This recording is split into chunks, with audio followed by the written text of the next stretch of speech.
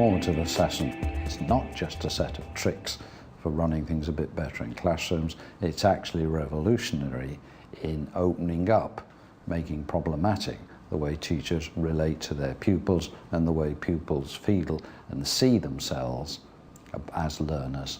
I'm passionate about trying to promote the sort of classrooms where children get learning experiences that really take them forward and help them not just with their learning that's taking place now, but with the future ways that they learn. Schools across the country are facing the challenge of finding effective ways to assess the progress of their students. In this programme, two of the country's leading authorities on formative assessment, Paul Black and Chris Harrison, authors of the influential pamphlet Working Inside the Black Box, outline the principles that underpin their approach to assessment in secondary education. The key feature is that the teacher finds ways of helping the student to be active in the classroom and helping the student to speak out and express their ideas. Until that happens, the teacher doesn't know what's needed. He might just go on teaching and telling people things, but he may miss completely the fact that they misunderstand, that they're thinking about something else, and so on. In formative assessment, there's many different areas that teachers and learners need to work on. It all comes down to feedback, really. Feedback is absolutely vital, and feedback will occur if learning environments are set up where children discuss and talk about their ideas, and clearly that needs good teacher questioning to come through. Where activities are challenging and teachers comment on those products from those challenges. Again, that's a very direct feedback to individuals, but also where children are actively encouraged to self and peer assess, because then they start to gauge what quality means in a piece of work and what needs to be done to improve. And so all of these together help children learn better, they help children think better. At Lord Williams School in Oxfordshire, Karen Veer and John Ryder help Paul and Chris with their initial research. I think for me it's about getting the kids to think more in lessons and to try and help them close the gap between where they are and in terms of their thinking and where they need to be or where they should be moving to next. For me, I think it's about trying to get the children to be more independent learners. So trying to get them to actually realise what they need to do next to improve their knowledge. So what are the main features of formative assessment? When you go into a formative assessment classroom, what you actually usually see are teachers who are asking questions that have been well thought out questions. They're either questions that they know from the research literature or from their own experience, are ones that children may slip up on or may have problems with, or they're ones that they're developed as being very open questions so that the child can actually take the answer in various ways. So it's the quality of the question to evoke interesting and important ideas related to what the learning has to achieve if pupils are to move on in the subject that matters. Science teacher John Ryder uses open questioning to stimulate discussion amongst pupils in his Year 11 class. What we're looking at today is another one of those really big questions. Are we alone in the universe? In groups of 2 or 3, I'd like you to think about those 3 questions, discuss them, and also one person in your group just jot down some thoughts in the back of your book. You have to encourage them to talk, and that means not responding to the first thing that's said by saying it's right or wrong, but really taking it quite neutrally and asking others if they agree with one of those things that 1 or 2 pupils have said. I think if I just do quick question answers, they don't have the time to think and they don't process information. They also have to take a risk in terms of peer pressure in answering a question, putting their hand up and answering a question. And if they know that in their group they've shared the ideas and they've got something to say, then they're much more confident to do that. Do you reckon you should just bung them all on one country? I don't know. Or try and mingle them? Mingle. Put them in America. We should breed them. America. There's a lot of space in the middle of America. I used to have discussions where I thought that everyone was involved and it seemed that lots of people weren't. And I think here, every kid has actually engaged with the task and they've talked to each other about it, and I hope they know the structure of the discussion that's coming, and so they know they're going to have to listen to each other in the discussion that follows. Clearly children get feedback from classroom discussion, but they also get particular specific feedback when their books are marked or when products they produce in projects are actually marked. In the past, what teachers have tended to do is to put some sort of grade or level on it. For example, in Key Stage 3, they'll put a national curriculum level on a piece of work. This really isn't that useful always to children. It does actually show them where they're at, but not necessarily how to improve. And so what a teacher will do is to write some sort of comment on that will maybe reflect the quality of the piece of work, but also will tell them what's needed next, or at least we would hope that would be the case. The way you give advice, feedback to children actually affects how they feel about what's been said. It affects their self-esteem. It affects their self of themselves as learners. If what you feed back to them is something about a mark, something by which they can compare themselves with other people, something by which they can see whether they're a winner or a loser in some competition, then that will not help their self-esteem. It's okay for the real top guys, although it doesn't challenge them enough. It's certainly very depressing for many of the rest. Karen Veer has been developing a comment-only approach to marking mathematics. Why does she think this is important? I think the benefits for me of comment marking is the interaction with the child. Actually getting the child to reply to my comment, let me know that they've understood it by doing the thing that I've asked them to do. And then having a look when I next mark the book at what they put into my last comment. It's really rewarding to think that actually that child has read it, they did understand it, and now they've sorted that little problem that they might have had with a particular question. It's much more rewarding than just thinking, oh, they got 73 out of 86. I mean, that's very, it doesn't mean much to us. Whereas knowing that they can now, subtract a negative number and understand what happens is much more rewarding. John Ryder gives time for his pupils to respond to his comments. So giving them time in class to start the process of responding to those comments, to start moving from where their work has shown me that they are to where I hope my questioning in their books and my comments in their books will lead them.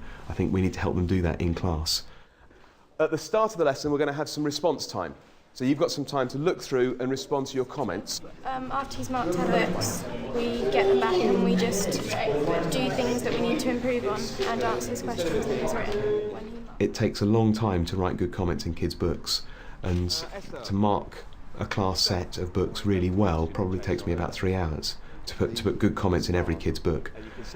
So I clearly can't do that with every class every week, so I tend to aim to do that probably once every 4 weeks or so, and check their work through peer and self-assessment and by checking work in class to make sure they get that I'm checking that they're actually getting their work done.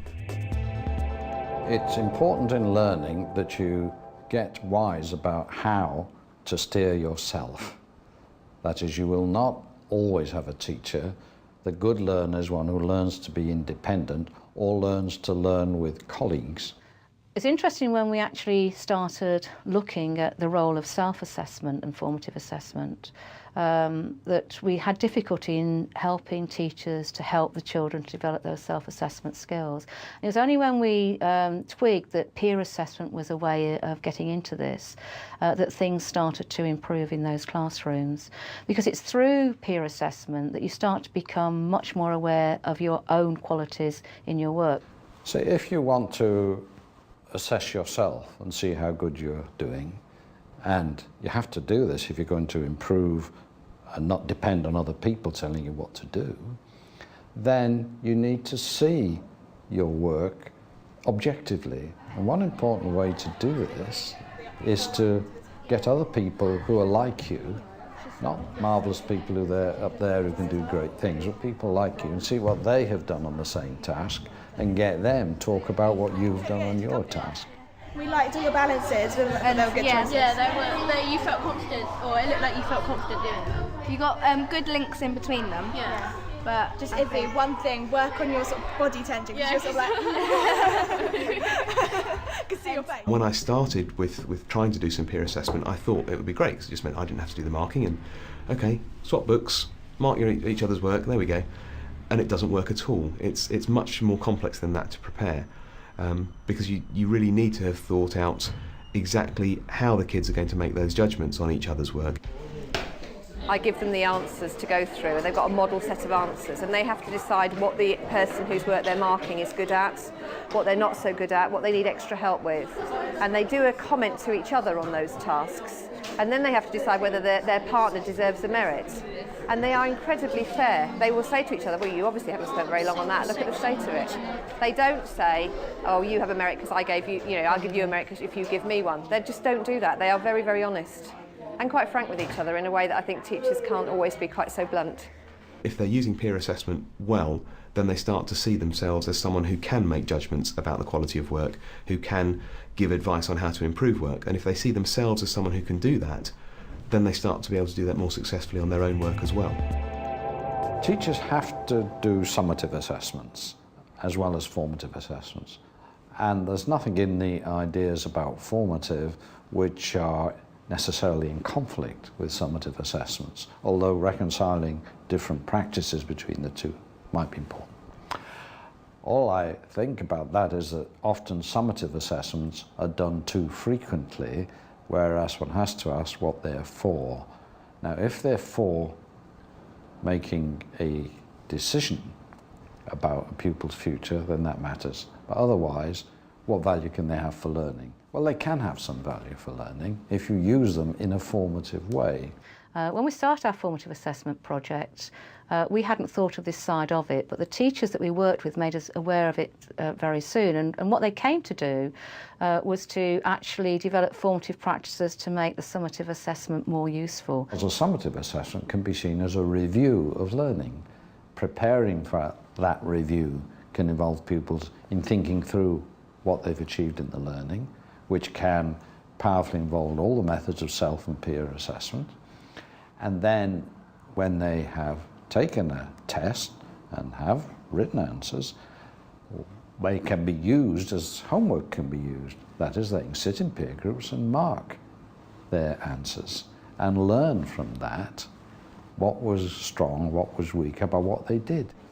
Okay, I've photocopied some questions from the SATS papers, and I'm going to ask them now to answer the questions, discussing with their partner, and then they're going to be shown the real mark schemes so that they can actually mark their work related to a proper SATS mark scheme.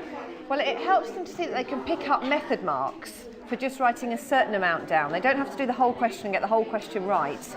They can actually get quite a considerable amount of marks, even if they got the wrong answer, just by showing the method. And I think it's quite revealing to children to see, oh, I'd have got a mark if I'd just put that down. And using the real mark schemes helps them to make progress from the SATS papers. We have to take part in summative assessment, whether that's external exams or whether that's some kind of teacher summative assessment, but we have to do that bit. We have to do the measuring at some stage. But it's important to use formative practice to make sure that the kids become more successful learners, more independent learners, and as a result of those exercises are more successful in terms of the summative assessment, which is the high stakes testing for them. Since the publication of Working Inside the Black Box, formative assessment's been adopted in many schools, and Paul and Chris are confident about its continuing value for pupils and teachers. Formative assessment is not new, but what is important is the way that King's team have taken forward formative assessment is to take note of the research that has gone on before and then to do further research to show not just that this is a good idea, but it actually does work in classrooms.